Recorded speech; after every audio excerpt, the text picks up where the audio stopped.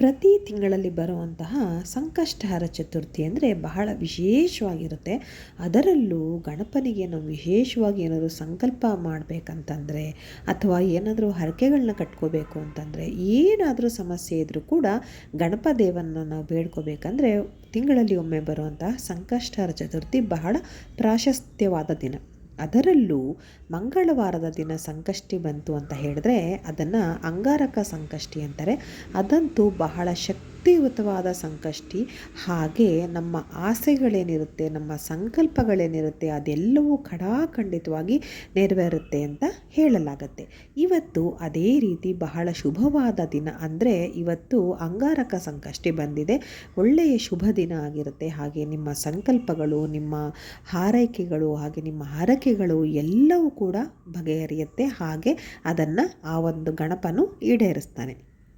ಇಂದಿನ ದಿನ ಗಣಪತಿಗೆ ವಿಶೇಷವಾಗಿ ಪೂಜೆ ಮಾಡಬೇಕು. ಅದನ್ನು ನಾನು ಸುಮಾರಷ್ಟು ವಿಡಿಯೋಗಳಲ್ಲಿ ತಿಳಿಸಿದ್ದೇನೆ. ಹಾಗೆ ಇಂದಿನ ದಿನ ತಪ್ಪದೇ ಒಂದು ಕೆಲಸವನ್ನು ಮಾಡಬೇಕು. ಅದೇನಂತ ಅಂದರೆ ಚಂದ್ರದೇವನಿಗೆ ಅರ್ಘ್ಯವನ್ನು ನೀಡುವಂಥದ್ದು. ನಾವು ಸಾಮಾನ್ಯವಾಗಿ ಸಂಕಷ್ಟಹರ ಚತುರ್ಥಿಯನ್ನು ಹೇಗೆ ಕೊನೆಗೊಳಿಸ್ತೀವಿ ಅಂತ ಅಂದರೆ, ಅಂದಿನ ದಿನಕ್ಕೆ ಹೇಗೆ ಕೊನೆಗೊಳಿಸ್ಬೇಕಂದ್ರೆ ಸಂಜೆ ಅಂದರೆ ಒಂದು ಉದಯ ಆಗುವಂಥ ಸಮಯ ಏನಿರುತ್ತೆ ಅದು ಒಂದೊಂದು ಪ್ರದೇಶಗಳಲ್ಲಿ ಒಂದೊಂದು ರೀತಿಯ ಸಮಯ ಇರುತ್ತೆ. ಆ ಚಂದ್ರದೇವನ ದರ್ಶನ ಆದ ನಂತರನೇ ನಾವು ಮತ್ತೊಮ್ಮೆ ಪೂಜೆಯನ್ನು ಮಾಡಿ ಉಪವಾಸವನ್ನು ಮುರಿತೀವಿ. ಸಂಕಷ್ಟಹರ ಚತುರ್ಥಿ ಅಂತಂದರೆ ಸಾಮಾನ್ಯವಾಗಿ ಎಲ್ಲರೂ ಉಪವಾಸವನ್ನು ಮಾಡ್ತಾರೆ. ಉಪವಾಸದಲ್ಲೂ ಕೂಡ ಹಲವಾರು ಬಗೆಗಳಿದೆ. ಅದರ ಬಗ್ಗೆ ಕೂಡ ನಾನು ವಿಡಿಯೋದಲ್ಲಿ ಹಾಕಿದ್ದೇನೆ.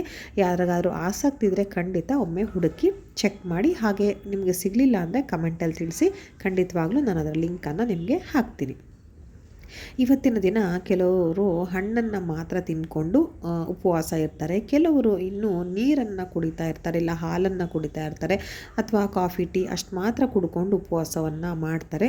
ಇನ್ನು ಕೆಲವರು ಅನ್ನದ ಆಹಾರ ಅಂದರೆ ಮುಸ್ರೆ ಪದಾರ್ಥ ಅಂತ ಏನು ಹೇಳ್ತೀವಿ ಅದನ್ನು ಸೇವಿಸದೆ ಉಳಿದ ಪದಾರ್ಥಗಳು ಅಂದರೆ ರವೆಯಿಂದ ಮಾಡಿರುವಂಥದ್ದು, ಅವಲಕ್ಕಿಯಿಂದ ಮಾಡಿರುವಂಥದ್ದು, ಹಾಗೆ ಅವಲಕ್ಕಿ ಮೊಸರಾಗಿರ್ಬೋದು ಅಥವಾ ರವೆ ರೊಟ್ಟಿ ಆಗಿರ್ಬೋದು, ಚಪಾತಿ ಆಗಿರ್ಬೋದು, ಗೋಧಿ ಹಿಟ್ಟಿನಿಂದ ಮಾಡಿರೋ ದೋಸೆ ಆಗಿರ್ಬೋದು, ಉಪ್ಪಿಟ್ಟಾಗಿರ್ಬೋದು, ಹೀಗೆ ಈ ರೀತಿಯ ಫಲಹಾರಗಳನ್ನು ಸೇವಿಸಿ ಉಪವಾಸವನ್ನು ಮಾಡ್ತಾರೆ.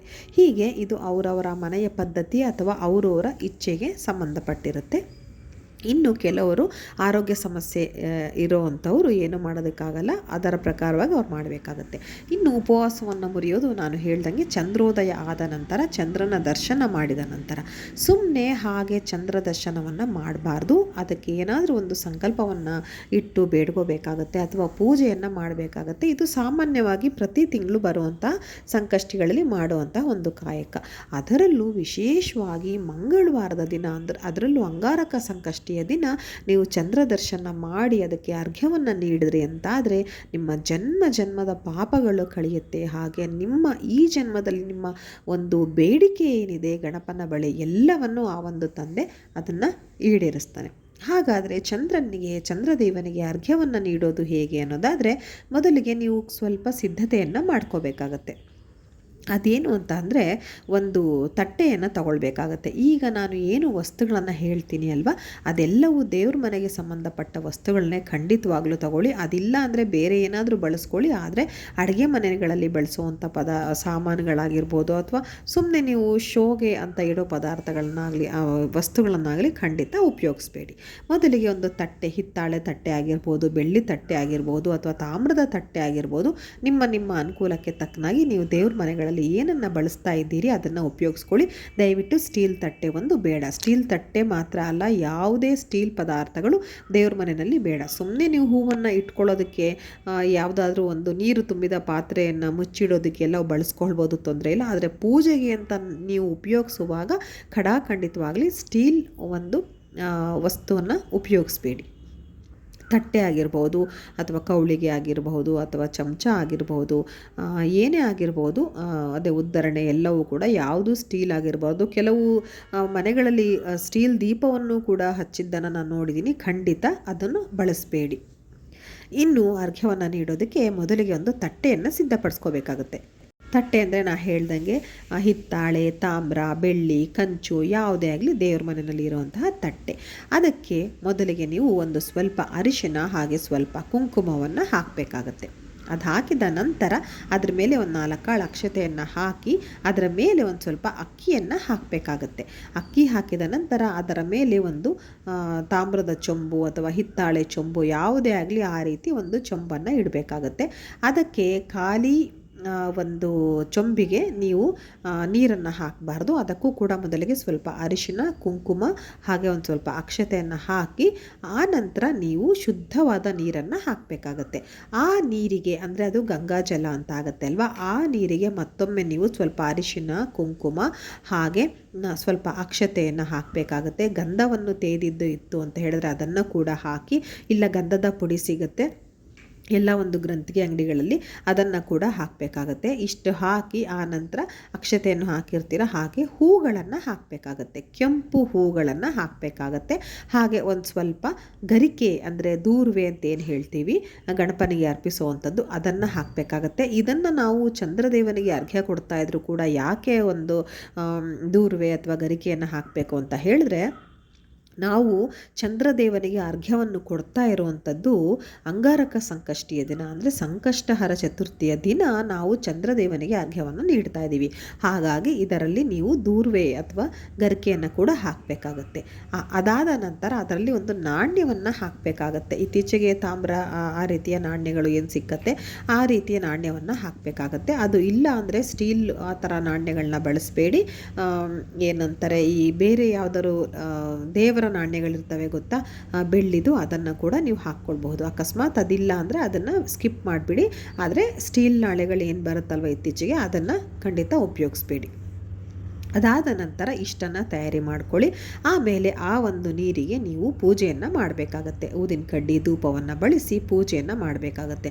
ಪೂಜೆಯನ್ನು ಮಾಡಿ ನೀವು ದೇವರ ಬಳಿ ಬೇಡ್ಕೋಬೇಕು. ಏನಂದರೆ, ಈಗ ನಾನು ಇದನ್ನು ಚಂದ್ರದೇವನಿಗೆ ಅರ್ಪಿಸ್ತಾ ಇದ್ದೀನಿ, ಚಂದ್ರದೇವನಿಗೆ ಅರ್ಘ್ಯವನ್ನು ಕೊಡೋದಕ್ಕೆ ಬಳಸ್ತಾ ಇದ್ದೀನಿ, ನನ್ನ ಏನೇ ಸಂಕಲ್ಪ ಇರಲಿ ಅಥವಾ ಹರಕೆ ಇರಲಿ ಅದೆಲ್ಲವನ್ನು ಈಡೇರಿಸುವಂತೆ ಮಾಡು ಅಂತ ಹೇಳಿ ಗಣಪತಿಯನ್ನು ಬೇಡಿಕೊಂಡು, ನಿಮ್ಮ ಮನೆ ದೇವರನ್ನು ಬೇಡಿಕೊಂಡು, ನಿಮ್ಮ ಕುಲದೇವರನ್ನು ಬೇಡ್ಕೊಳ್ತಾ ಅದನ್ನು ತೆಗೆದುಕೊಂಡು ಹೋಗಿ ಚಂದ್ರೋದಯ ಆಗೋಕ್ಕೂ ಮುಂಚೆನೇ ನೀವು ಇದೆಲ್ಲ ತಯಾರಿಯನ್ನು ಮಾಡಿ ಇಟ್ಕೊಳ್ಬೇಕಾಗತ್ತೆ. ನೆನಪಿರಲಿ, ಯಾಕಂದರೆ ಕೆಲವು ಸತಿ ಮಳೆ ಮೋಡದ ಕಾರಣದಿಂದಾಗಿ ಅಥವಾ ಮಳೆಯ ಕಾರಣದಿಂದಾಗಿ ನಿಮಗೆ ಚಂದ್ರೋದಯ ನೀಟಾಗಿ ಕಾಣೋದಿಲ್ಲ.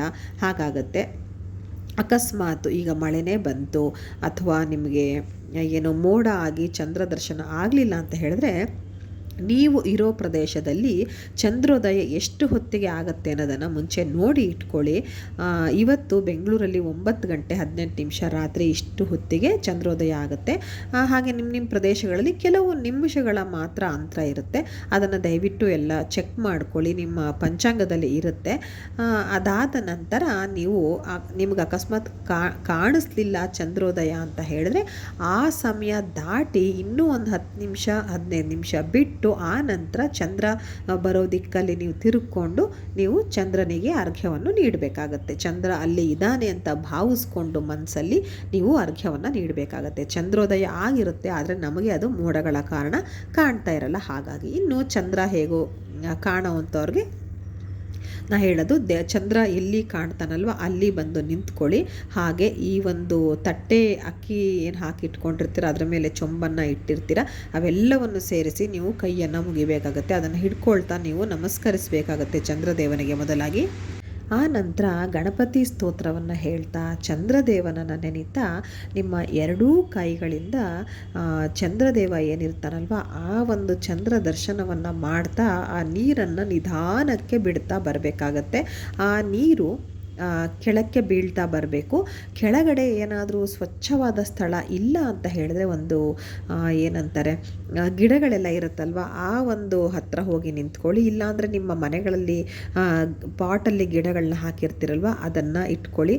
ಅದು ಒಟ್ಟಿನಲ್ಲಿ ಮಣ್ಣನ್ನು ಮುಟ್ಟಬೇಕು, ಆ ಒಂದು ನೀರು ಅಥವಾ ನೆಲವನ್ನು ಮುಟ್ಟಬೇಕು.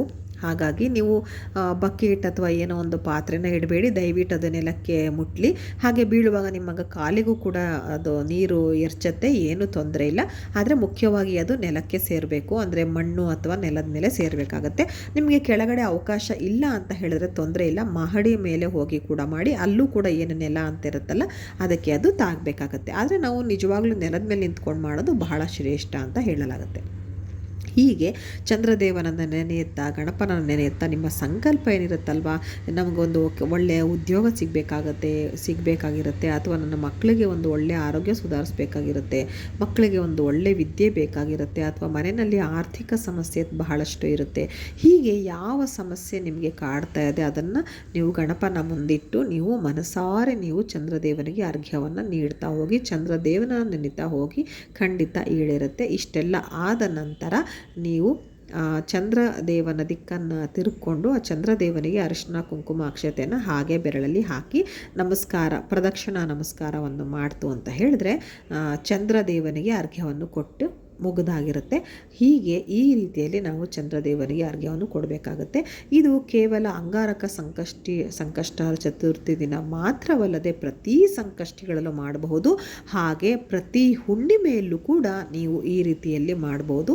ಎಲ್ಲರೂ ಇದನ್ನು ಫಾಲೋ ಮಾಡಿ ಎಲ್ರಿಗೂ ಕೂಡ ಈ ಒಂದು ಗಣಪ ಆಗಲಿ ಅಥವಾ ಚಂದ್ರದೇವನಿಂದ ಆಶೀರ್ವಾದ ಸಿಗಲಿ. ಧನ್ಯವಾದಗಳು.